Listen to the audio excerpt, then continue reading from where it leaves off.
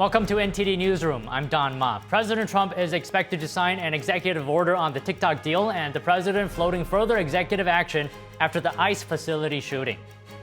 The Trump administration is bracing for a government shutdown and has advised federal agencies to prepare a reduction in force of non-essential programs, while Democrats stay the course and force a lapse in government funding.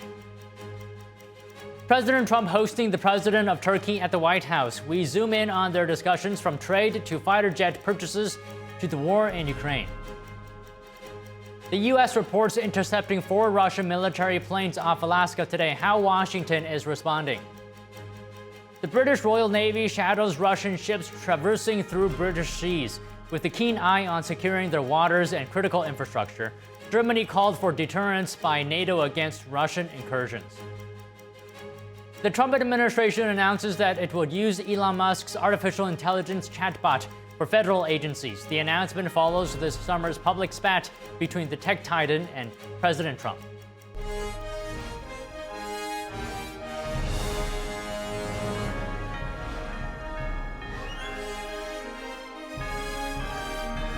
This is NTD Newsroom, live from our global headquarters in New York City. Thank you for staying with us. President Trump expected to sign executive orders meant to clear the way for completion of the TikTok deal and crack down on political violence. We now go live to NTD's Washington correspondent, Mari Otsu. Mari, good afternoon. What can you tell us about the orders the president is expected to sign today? Don, good afternoon. Yes, President Trump today is expected to sign an executive order that would pave the way towards a deal to keep TikTok alive in the U.S.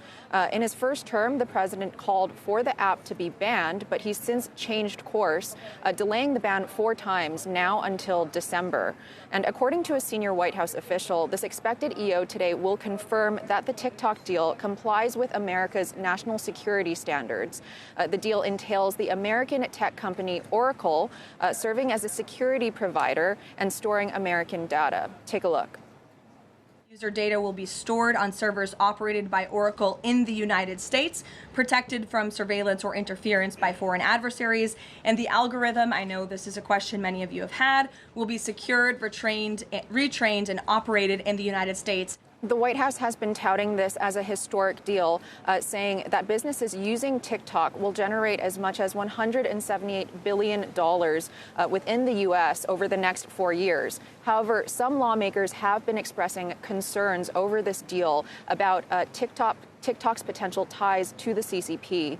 Points of concern have been about the CCP continuing to control the app through its algorithm and the CCP's access to American user data posing a large national security threat. However, President Trump says that the app will be owned by majority American investors. Take a look. We have great American patriots that are buying it, very, very substantial people that love our country, and they're very smart technologically, and they will not let anything bad happen to TikTok. Meanwhile, President Trump last night responded to the Dallas ICE facility shooting by announcing that he will sign another executive order this week to, quote, dismantle domestic terrorism networks. He also drew attention in that announcement to the anti-ICE messaging written on the shell casings from the shooting. And while it remains unclear exactly what this executive order will entail, the president said this earlier today about rhetoric and political violence in the U.S. Watch. Radical left rhetoric. The radical left is causing the problem. They're out of control, and it's going to get worse, and ultimately it's going to go back on them. I mean, bad things happen when they play these games.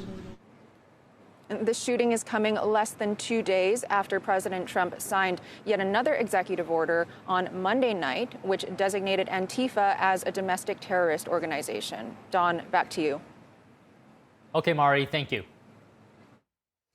The White House's Office of Management and Budget has asked federal agencies to prepare for a reduction in force of non-statutory programs as Senate Democrats maintain their position of forcing a government shutdown. Our Washington correspondent, Luis Eduardo Martinez, has the details. The President of the United States is saying I'm going to take away your health care. And if you stand up for that, well, then I'll turn around and lay off people, fire workers. Senate Democrats who refused to extend government funding past September 30th are now blaming President Trump for taking preemptive action on an imminent government shutdown by preparing a reduction in force of non-essential federal government personnel. The Office of Management and Budget's letter to federal agencies seeks to rein in spending in preparation for a lapse in funding that may start on October 1st if Senate Democrats refuse to fund the government. Well, let's be clear about where we are. House Republicans passed a continuing resolution last week to keep the government funded and open. There is not one legitimate reason that Democrats should not support a continuing resolution. They have voted for it every time when Joe Biden and Barack Obama were president. The messaging from Democratic leadership has been to portray the expiration of COVID-era healthcare tax credits as a Republican choice to cut healthcare, despite the fact that it was Democrats who set the expiration of those premiums back in 2021 through their Inflation Reduction Act reconciliation bill. Republicans have made their intentions clear as it relates to healthcare of the American people. They want to destroy it. Republicans have spent the entire year destroying the health care of the American people. Our position is clear. Cancel the cuts, lower the costs, save health care. Republican leadership remains open to discuss some form of extension of these health care credits. Senate Democrats will have another chance at avoiding a government shutdown next week when the Senate will likely vote again on the House-passed continuing resolution. A lot of these folks get auto-enrolled. The payments are made directly to the insurance companies. Like I said, this is a program that needs reform, but I think everybody is willing to sit down and talk about how to make that happen in a context where it should be discussed, not as a hostage to keep the government open. I mean, it's important to note that despite being in the majority in both chambers, Republicans have conceded to maintaining current levels of government spending instead of reducing them. President Trump supports congressional Republicans' efforts to maintain the government open and avoid unnecessary reductions in force of the federal government. Reporting from Washington, D.C., Luis Eduardo Martinez, NTD News. President Trump is hosting the president of Turkey, Tayyip Erdogan, at the White House. They're set to discuss trade and military agreements in a meeting. He's built a tremendous military, powerful military, uses a lot of our equipment, and it's an honor to have him at the White House. We're going to have a lunch together. We're going to have a discussion, big discussion. We do a lot of trade with Turkey, and we're going to continue. We're going to do some additional trade. They want to buy F-16s, F-35s, and some other things, and we're going to talk to them about that. Trump says he has a great relationship with Erdogan, especially on military and trade. The war in Ukraine and potential tariffs on Russia are also on the table. Turkey is a NATO ally, but also keeps a close relationship with Russia. Trump says he would like to have Turkey stop buying oil and gas from Russia. 7,818 people were killed last week, mostly military people, their people, and Ukrainians. More Russians, actually, than Ukraine, a little bit more. But it's such a waste of human life, and so he ought to stop. Putin ought to stop. And with that, we'll get to a little bit of a discussion. We're going to make some great trade deals for both countries. We do a lot of business with Turkey. They build great products. Trump said he's disappointed in Russian President Vladimir Putin for not stopping the war, and also disappointed in NATO allies that continue to buy Russian oil.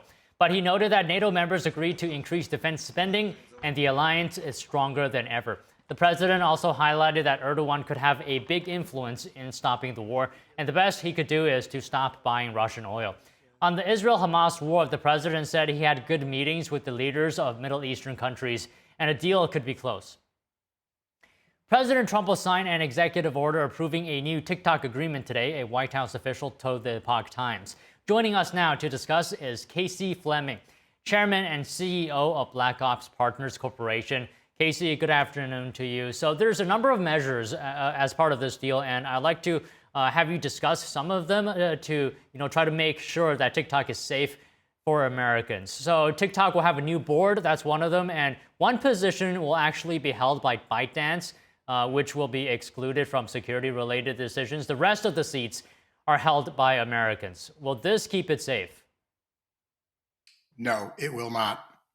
It is a I've said this all along. It is a Trojan horse in the United States and in free world countries. It is a Trojan horse. It is a weaponized military application created by the Chinese Communist Party. And it should never have ever been allowed into the United States.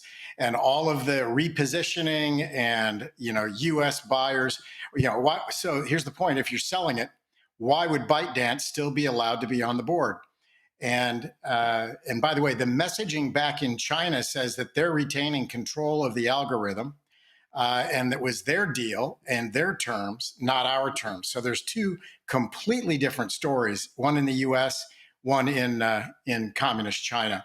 So again, this is you have to understand, this is a weapon in the hands of our children. It tracks every movement. It tracks their retinal scans, their facial scans, all of their emails, all their photos, all their geolocations for wherever the phone is and wherever those pictures or videos being taken. It is a Trojan horse. And in my expert opinion, being a former software executive and former cyber executive and national security executive, it's a no-go from my cockpit. Okay, what about Oracle taking on the role of overseeing the app's source code and algorithm and security matters and storing the data in the US? Well, I haven't seen the code, but I would imagine it was all written in Chinese code. And when you understand software, there are literally millions and millions lines of software code. And there's all kinds of nooks and crannies that can be hidden into. Even the algorithm can have all types of other avenues inside the algorithms. It can redirect information to other servers and then to other servers. From a national security perspective, it is an absolute no-go, from my opinion. So essentially, you're saying that ByteDance or the CCP will continue to be exerting influence behind the scenes and perhaps even continue to see Americans' data. 100%. Our technology executives are not held to national security requirements or national security standards. They're held to, if they're publicly traded, they're held to their stock price, or they're held to their own financial gain. They're not held to national security. And I might add also that TikTok was created based on US stolen innovation. So on every line of this is an absolute no-go. We're just lining the pockets of other very, very rich people that why don't we just create a brand new app in the United States based on the technology that TikTok stole in the first place? And why not pirate everything that's good about TikTok, like they pirate and steal everything that we have in the United States, every bit of innovation. So would that then make TikTok safe if we sort of rebuild the app from the ground up in America? Well, of course, but that would no longer be TikTok. You're taking every bit of DNA out of TikTok and throwing it back to China and not allowing it into the free world. So it would be a completely skunkworks, national security held app, because technology today, I've got always a quote that everybody needs to remember. Technology was always built for one reason: to improve society, improve productivity, so on. But every bit of technology can be weaponized against you. So TikTok can cease being there. TikTok can still be TikTok. It just can't be in any free world country. So it needs to be a 100% replacement. Has nothing to do with TikTok, and owned by national security companies that follow national security law, and so on. Just remember the other thing. TikTok and all technology coming out of China must adhere to CCP law on national security. That means just on its face, everything must be shared with the Chinese Communist Party under the guise of national security. So any kind of deal that people are talking about, and certainly the president, and in all respect to the president, from my cockpit, it will not fly as a national security thing. Let me just also say, would you allow this type of app to be, if it was from Nazi Germany or Imperial Japan back in World War II, would you allow that inside of U.S. borders and free world borders? It just does not make sense. It doesn't matter what we're being sold by these investors. They want us to buy this Trojan horse. But for those of us who care about national security and our freedom, we would absolutely reject that piece of it. One other thing I would like everybody to remember, when today, with the power of technology in the hand, whether it's the computing power or the app power or the data driven by that app or where that data goes, you have to understand today it's the same as putting a loaded gun up to your face, whether you're a man, a woman, or a middle schooler.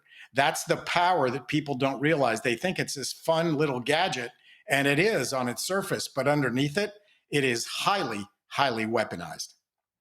Okay, that really clears things up. But I want to explore as well, different angles for this deal. Perhaps if we have a U.S. board and we have Oracle, if the CCP is doing nefarious things behind the scenes, would we be more able to detect it and then act accordingly? Would we have more visibility into the CCP's actions into TikTok after this deal?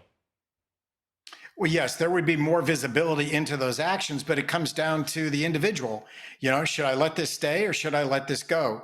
If you're held to national security and to freedom and you're a patriotic person in the country, you'd say, I'm reporting this. But then the boss, the management, what are we going to do with that report?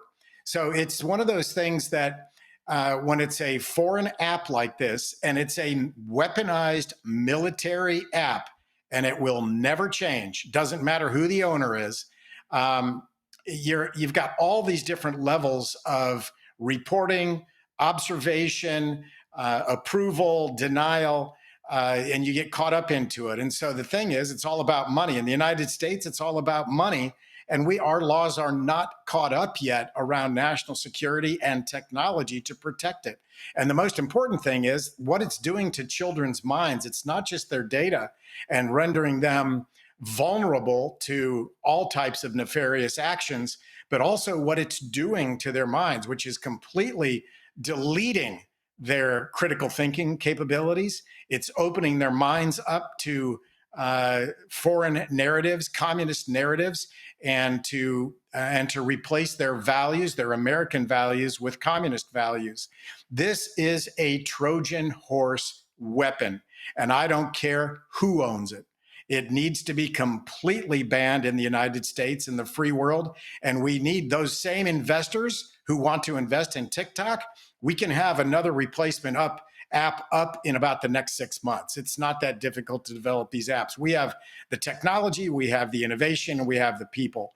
So my answer is develop a clean app, put laws around that thing, upgrade our national security laws, and make it a USA homegrown app, which, by the way, also goes down the road of a US homegrown smartphone, US homegrown apps, or apps that are completely screened, and so on. So our technology is not caught up. Our Bill of Rights never anticipated technology. That's why we need a thing called the Electronic Bill of Rights to make sure that our rights are protected with this technology that's been mushrooming over the past many years, which also must include AI, quantum computing, and all these things that our 234-year-old Bill of Rights has not answered because it just couldn't anticipate it.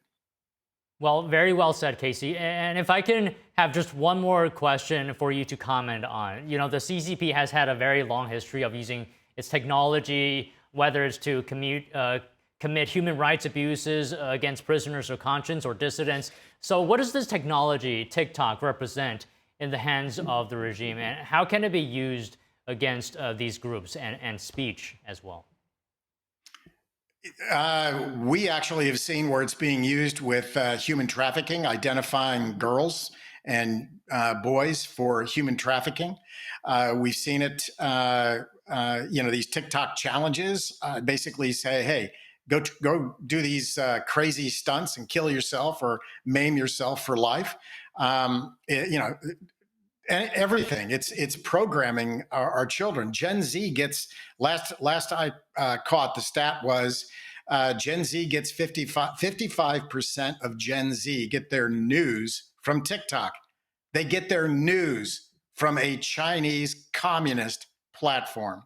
So here's the other thing. Dr. Daniel Amen, A-M-E-N, has come out many times and said that the prefrontal cortex is not fully developed until age 25. And he says that parents must protect the brain up until age 25 to where the brain can take over and protect itself. So the brain is a very malleable, clay-like phenomenon that is in full development mode. And to have this app programming that brain is, it's the CCP is laughing, at us because we just can't get out our own way. So, for somebody who's got a long career in technology, in software, and cyber, and national security, I'm here to tell you it's a no-go. And there should be no reason we can't create a new app in 6 to 9 months in the US to completely replace TikTok. A better app, a more secure app, a more fun app for everybody who wants to use it. Okay, well, very well said, Casey. Thank you so much for your time today. Thank you for having me. Coming up, new details revealed today about the deadly shooting at the ICE facility in Dallas. Officials say the shooter's game plan was to target ICE agents. New details are released from LA County's after-action report on the January Eaton and Palisades fires. The review highlights delays in evacuation alerts and gaps in emergency communications. Stay tuned for that and more when we come back.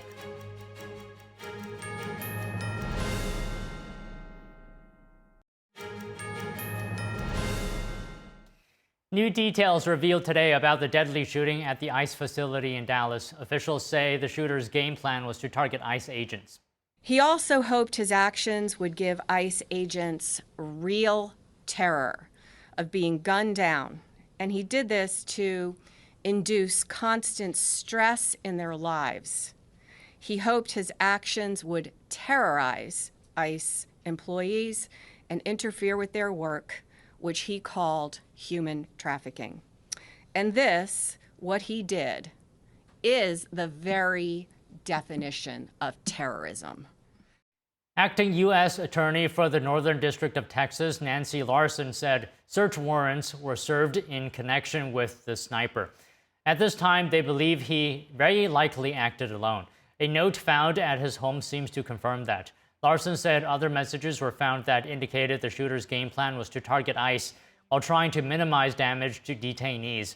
One detainee was killed in the shooting, and Larson said 2 other detainees are still receiving treatment for their injuries. Larson also said they found no evidence that the suspect had membership in any group, and no other government agencies were mentioned. But she said he did express hatred for the federal government and appears to have deleted digital evidence. The Trump administration has announced that it will use Elon Musk's artificial intelligence chatbot for federal agencies. According to the General Services Administration, the federal government will have access to the Grok 4 and Grok 4 Fast service for the next 18 months.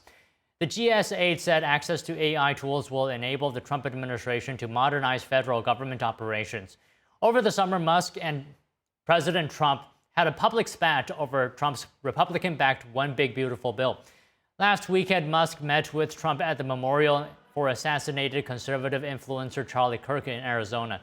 The two sat next to one another at one point and shook hands. An uptick in consumer spending helped the U.S. economy expand in the second quarter. Gross domestic product rose 3.8% from April through June, according to the Commerce Department's third and final estimate. That's a half point more than the rate given during the second report. Analysts say increased consumer spending and falling imports helped boost the economy over the past few months. The Federal Reserve Bank of Atlanta predicts the GDP resumed its growth in the third quarter. And first-time claims for unemployment benefits dropped last week to their lowest level since July. Today's Department of Labor report said there were about 218,000 claims made last week. That's a drop of 14,000 from the week before.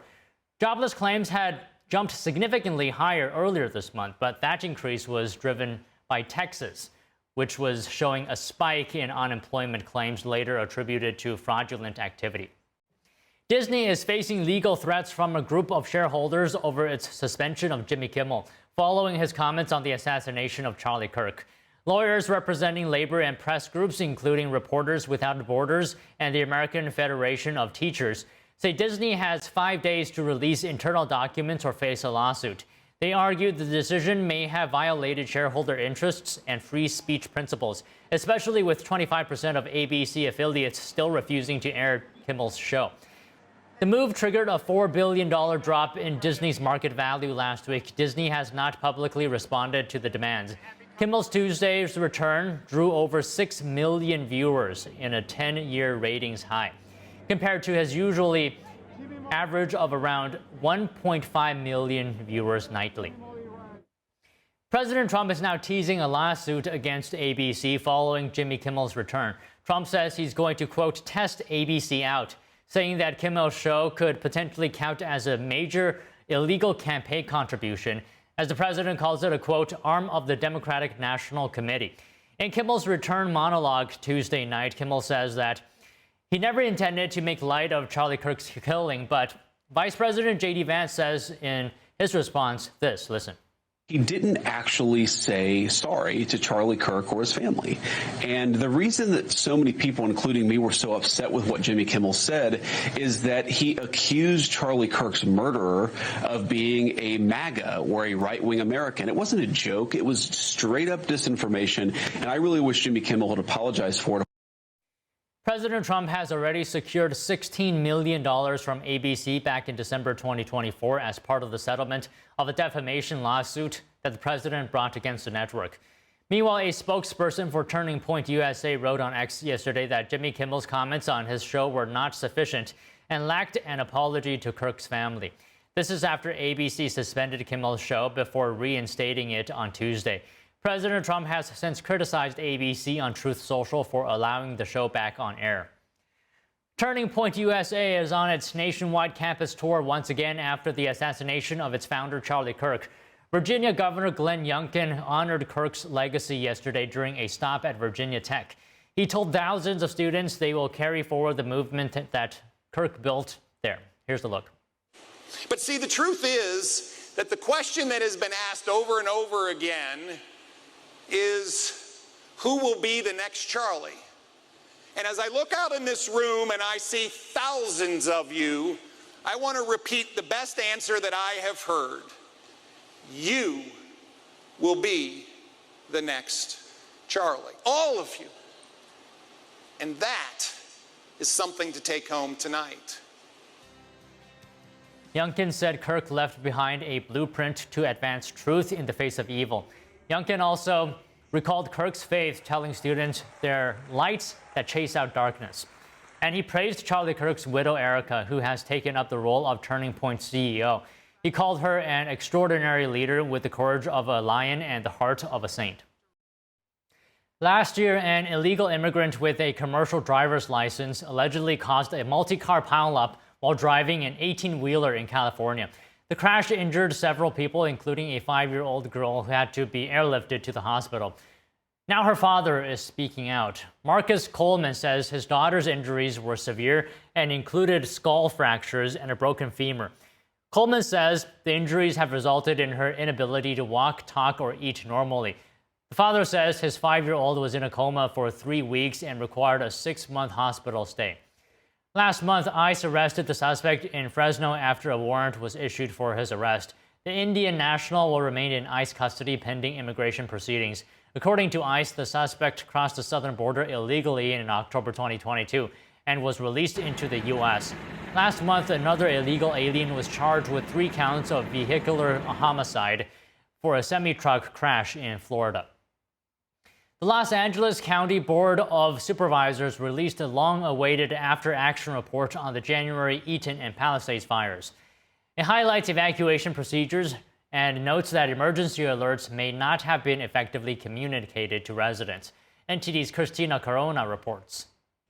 The LA County Board of Supervisors released the long-awaited after-action report Thursday on the devastating January wildfires. The review, conducted by consulting firm McChrystal Group, found no single point of failure in how alerts, warnings, and evacuations were handled. Instead, it cited multiple weaknesses, including outdated policies, inconsistent procedures, and communication gaps that limited the effectiveness of the county's response. The 132-page report examined evacuation delays during the Eaton fire, where many residents west of Altadena did not receive alerts until hours after the flames were reported in the area. The report says that while officials initially ordered evacuations east of Lake Avenue at 7 p.m. on Tuesday, January 7th, West Altadena did not get its first evacuation order until 3:25 a.m. on Wednesday, January 8th, even though at least a dozen 911 calls reported fire earlier in the night. Investigators also said high winds up to 90 miles per hour, coordination issues among the LA County Fire Department, Sheriff's Department, and the Office of Emergency Management, as well as gaps in documentation, were factors in evacuation delays. The report highlighted the need for clearer policies, stronger training, and improved public communication. LA County officials are expected to discuss the report at a press conference Thursday afternoon. Christina Corona, NTD News.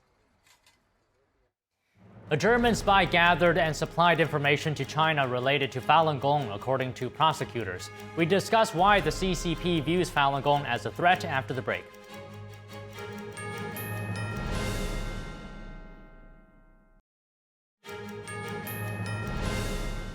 A German spy gathered and supplied information to China related Falun Gong, according to prosecutors.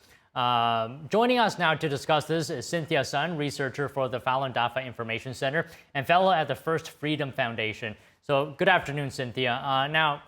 Regarding what the spy did, they're accused of working for Beijing's intelligence services, and they allegedly leaked over 500 sensitive EU and party documents to China and compiled personal data on over 25,000 Chinese dissidents in Europe. And prosecutors are also saying that the defendant gathered and supplied information to China related to Falun Gong. So why is information on Falun Gong so valuable to the CCP?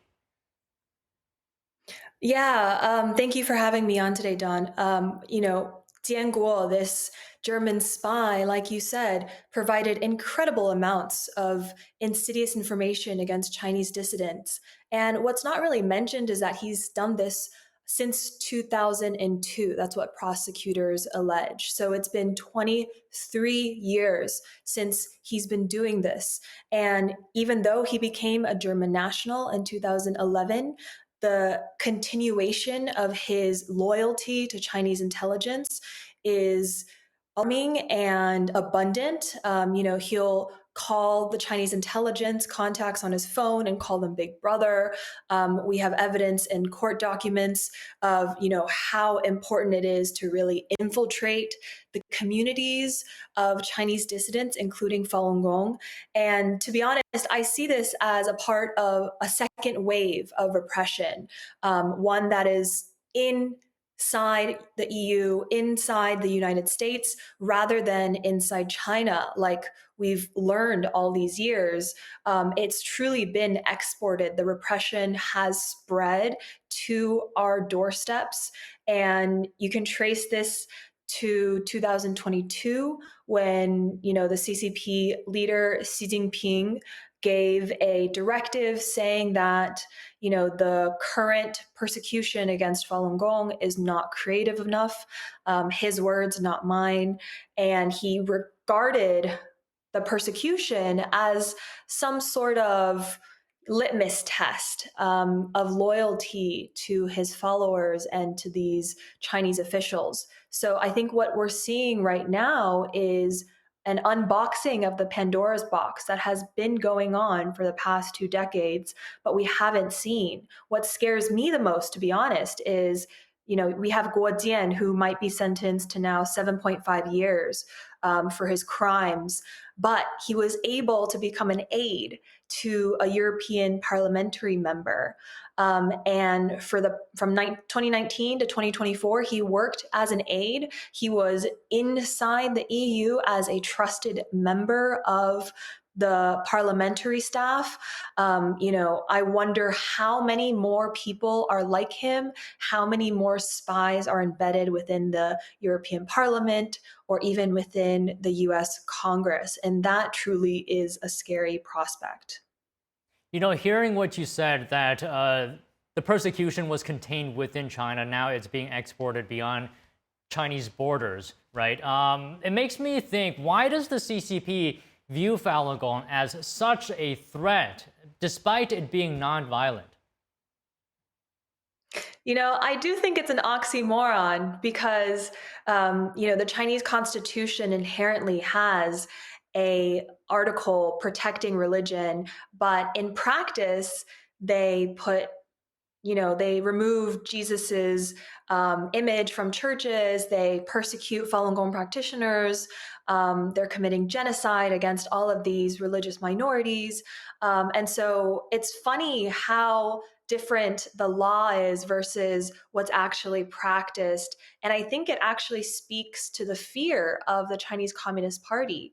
They refuse to admit that God exists, that a creator exists, but tens of millions of Falun Gong practitioners in China continue to believe that a creator exists, that higher beings are watching over us and protecting us. And, if you do good deeds, then you'll get good rewards. And if you sin, then, potentially hell is waiting for you. And so, that heavenly divine aspect of it is completely antithetical to the Chinese Communist Party. And that core reason is why the Chinese Communist Party first persecuted Falun Gong back in 1999. They had this irrational fear that if they get rid of believers, if they get rid of Falun Gong practitioners, which at that point was 100 million, according to state media sources, then the Chinese Communist Party would be able to thrive. But I kind of see it as them shooting themselves in the foot because, on the contrary, what they've actually raised is a grassroots activist movement that has spread over 110 countries and continues to expose the CCP today. So I want to follow up on an earlier point you made, Cynthia, that perhaps there are more spies working for the CCP's intelligence apparatus. Can you, based on that, talk to us more about China's broader strategy of transnational influence? Sure. I think this started really gaining traction in the general public 2 or 3 years ago when that Chinese police station in Manhattan was discovered. And since then, organizations like Safeguard Defenders have put out reports saying there's at least 6 more Chinese police stations across the US and potentially dozens around the world, including in Europe. And so this has become a big issue since then, a headline in every newspaper. And I think the entire shift from repression inside China to now an expansion into what we see today, which is transnational repression. When a country goes after dissidents or naysayers in other countries outside of their political borders, this has become a kind of political tool that the Chinese Communist Party really likes to levy, because then they're able to control the narrative, not just in China, but also abroad. So, for example, in Europe and in Asia and in the States, there's multiple documentaries currently screening across the world. One of them is on forced organ harvesting, a recent one called State Organs. And I know the Chinese Communist Party has used transnational repression to threaten speakers, to threaten victims, to threaten the film producer and the team. to stop their screenings. So obviously, they're trying to silence and completely chill speech around the crimes that they've committed on organ harvesting. And in some cases, it's been successful. And so they're just trying to push their red line as far as they can take it.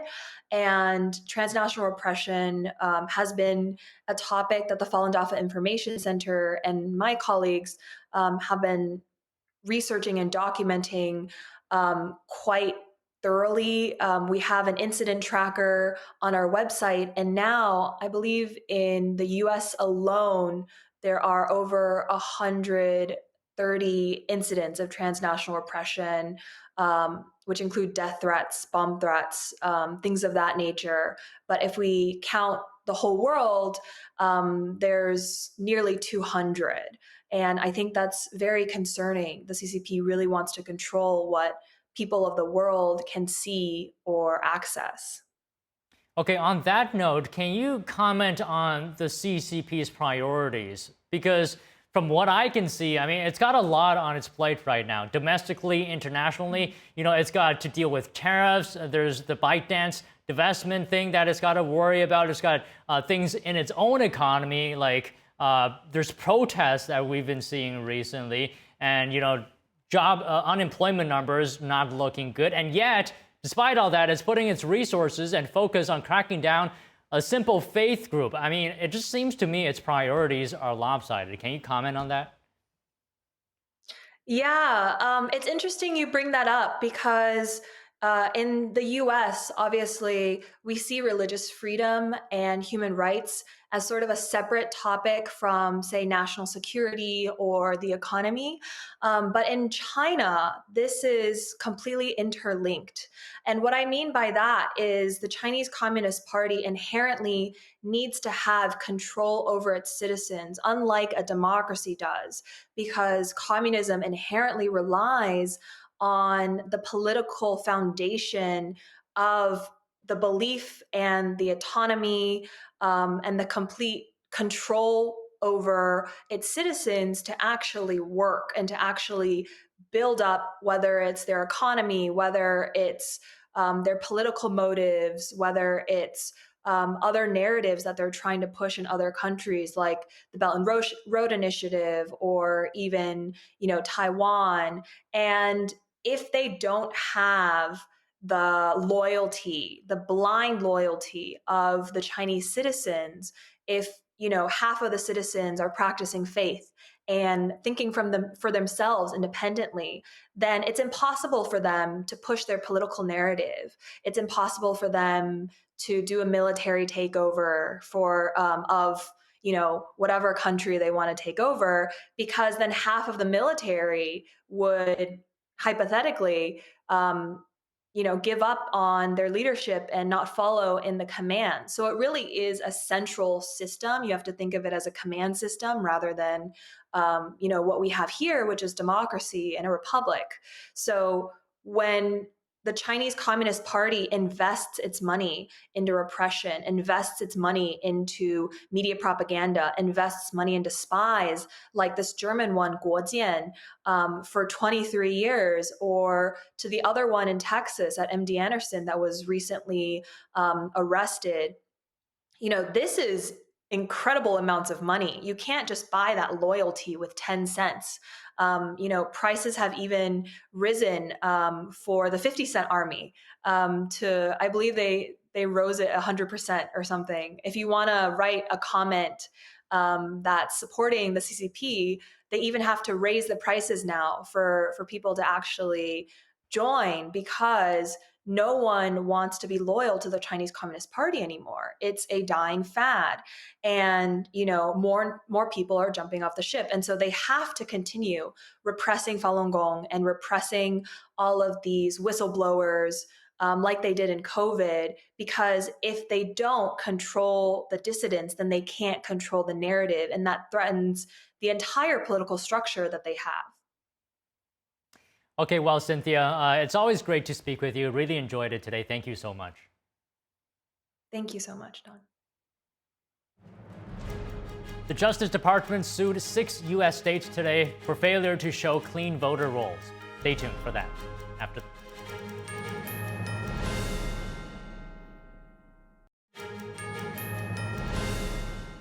The Justice Department today announced that it's suing 6 U.S. states, including California and New York, for failure to provide voter registration lists. Other states involved are Michigan, Minnesota, New Hampshire, and Pennsylvania. In a statement, the department said federal lawsuits were filed in each of the respective states for allegedly not responding to a request to turn over the lists.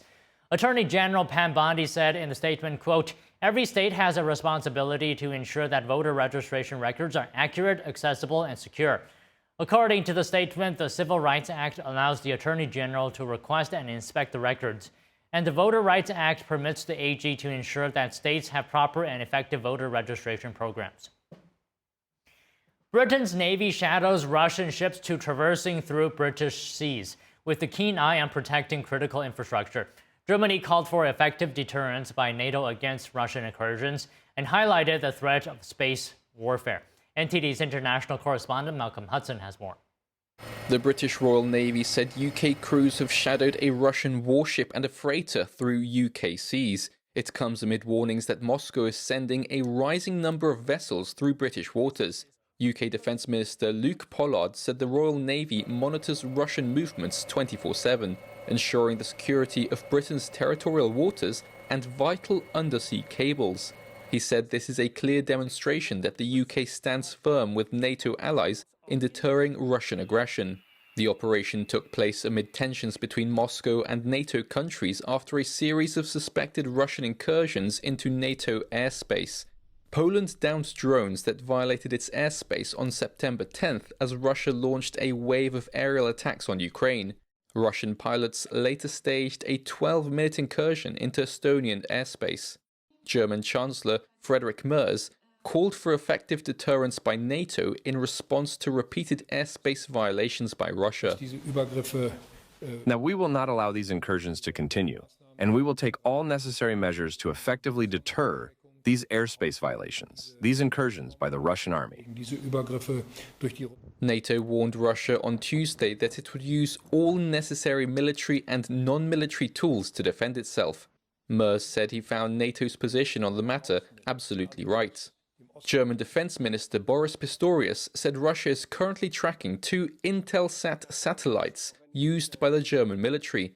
He said Russia and China have the capability to engage in space warfare and already occupy strategic positions in space, adding that they can jam, blind, manipulate, or kinetically disrupt satellites. Europe lags behind the United States, China, and Russia in space. For decades, Europe has relied upon the US for its security in space, but the Trump administration's America First policies, plus a commercial market that is growing exponentially, have prompted Europeans to rethink their approach. Malcolm Hudson, NTD News. Amazon is ordered to pay $2.5 billion in a lawsuit. Most of it will be for reimbursing Prime memberships. Find out more about that after the break.